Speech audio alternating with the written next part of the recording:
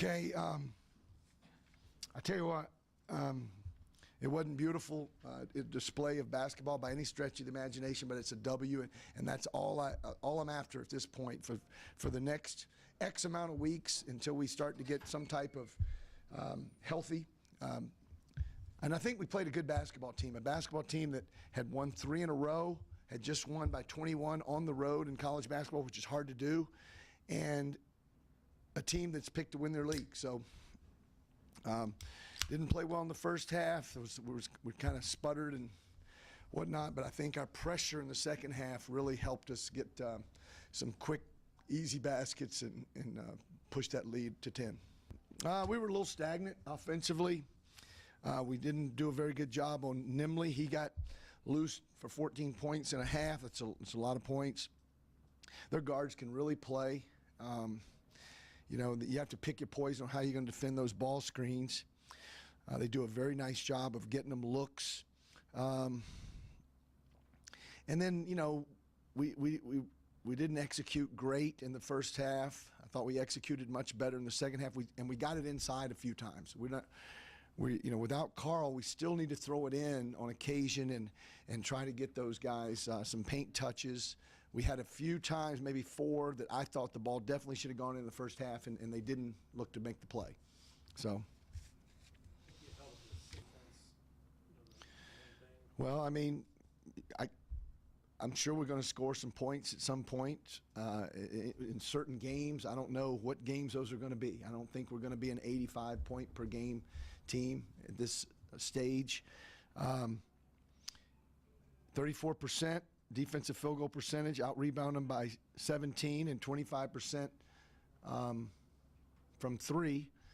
You've seen that many times in my 5.5 years. That's basically our MO. Try to make it hard for them to score and out-rebound them and not look foolish on the offensive end. You'd ask for fan support early.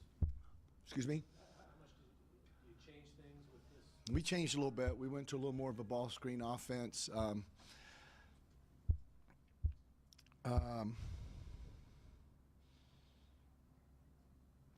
You know, Carl was by far our best low post guy, scorer, and CJ's got some moves in there. Sometimes he gets a little dizzy with all of his spinning, but you know we've got to throw it into he and Klee and Ahime when they're open. So we did a little bit better job of that in the second half. Ball screens that take advantage of the guards, which are At this point, we've got all of our point guards for sure, and we've got several 2 guards. But you know, when you got all those guys that can really handle it, so. Anthony scored the first 12 points of the second half. What did you see from him? I think he got a few offensive rebounds for one. You know, we got a few easy ones with steals and transition baskets. So he had a lot of bouncing about him in the second half. To play an even better opponent in Southern Miss coming in on Saturday, just to have this 40 minutes in front of the crowd, in front on the, you know, I just can't imagine that it does anything but help you. I hope so.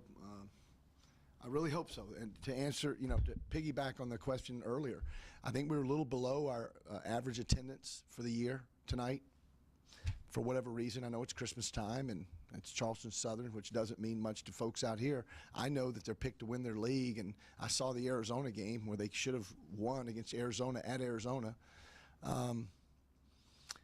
So I know that when they shoot the ball, they're hard to guard. Those little guards are hard to guard.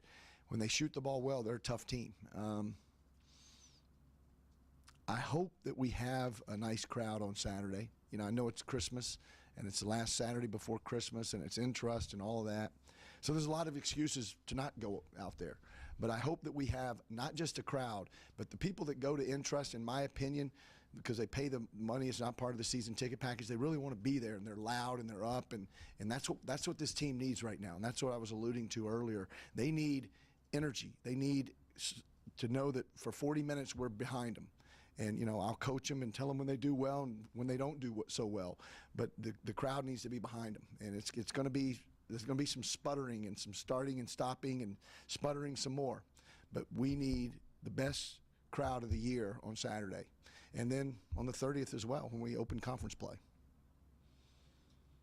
Playing against that zone, I was wondering how much of a passing or height ability to get people in the right direction. Is that something that hard to see?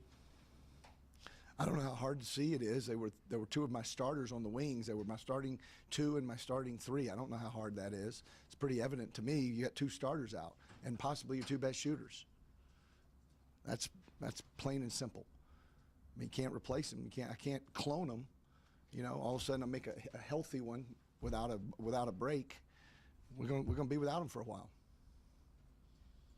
With that being said, what in terms of the guys stepping up, especially in the second half? I was proud of Shadrach. I thought he really was energetic and bouncy and had 12 rebounds. Thought he was a beast on the glass. I thought Klee had that bounce about him in the second half. Nick scored it when he was in. Got to keep working on his defense and rebounding and coming up with loose balls, and he can score the basketball. I think we had too many turnovers. We did force some turnovers. We were pretty good in our pressure. I thought the group of Takeo, Klee, either Shadrach or Ahime, I think Demetric and either Fred or Malcolm, I thought that was a really good group for our pressure defense, which I thought was a key in the game in the second half. One more. Season high, what do you see from him? Just knowledge of what we're trying to do. He's a smart player. Pretty ratty. Came up with some steals, some loose balls.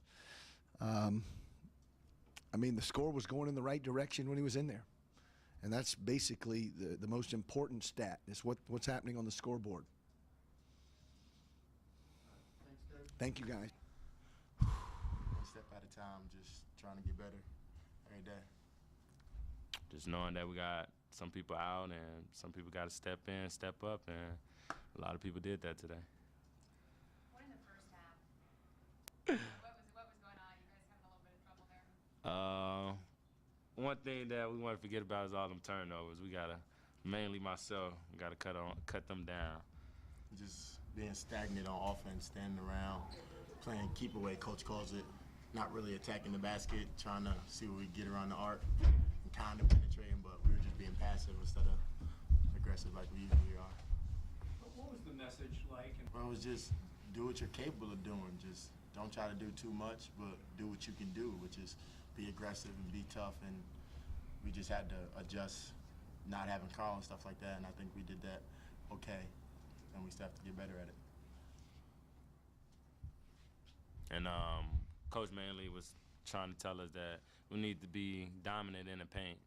And these 2 guys right here, you know, just telling them that they're open in the block, on the block area, and to look for them and for them to be dominant and get some buckets down there, because missing Carl is a big piece on dominating the paint. And they stepped up and we fed them the ball and they dominated in the paint second half. How difficult is it how long does it take, how difficult of a challenge is it to fit those pieces together? Well, that's why everybody in this locker room keep their head level-headed and work hard every day, even when all those guys wasn't out. All these guys felt that they can play, and all of them worked hard in practice, and it showed out on the court today that they didn't give up. They didn't just think that they weren't going to never play this season, and their opportunity came today, and they stepped up. And I wouldn't say that coach is asking us to do something that we've never did before. He's just asking us to do the things that we do good a little better. So it's just one day at a time.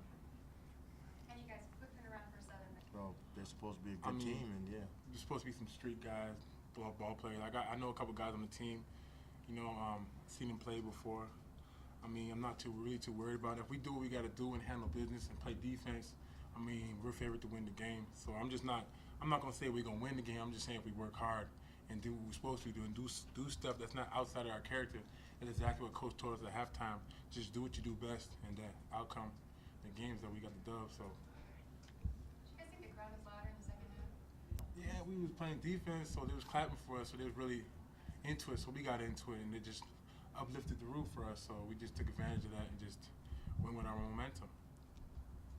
Claimed that he scored WSU's first 12 points there in the second. Oh no, I just going into the half, I told the guys I'm posting up and I'm open and just look for me. I'm trying to finish, and went out there the second half and they were looking for me, and I got a couple of calls along with the bucket, and we just got the ball rolling from there. Dimitri, you played camp foul as much. Is that something you talked about or not? No, he didn't talk about it, but he did tell us at shoot around though. He did tell us that you have to play smart defense. Don't be doing unnecessary fouls, you know, in the backcourt. So, you know, just cut out on those and just play defense like I've been playing, and I'll be able to, you know, sustain and not pick up cheap fouls 100 feet away from the basket and stuff like that. So just out there, just, you know, playing D like I normally do and just trying to help the team as much as I can. The crazy part is I'm looking at Mal the whole time, and I seen him like give me the love, but I guess he was behind me calling for it too. He's a scorer, so, you know, he's very aggressive to score. Miscommunication. He know who he is. He looked at me, Dimitri Mal, no one's trying at the same time. But that's just a miscommunication play that we got to recognize a little bit earlier.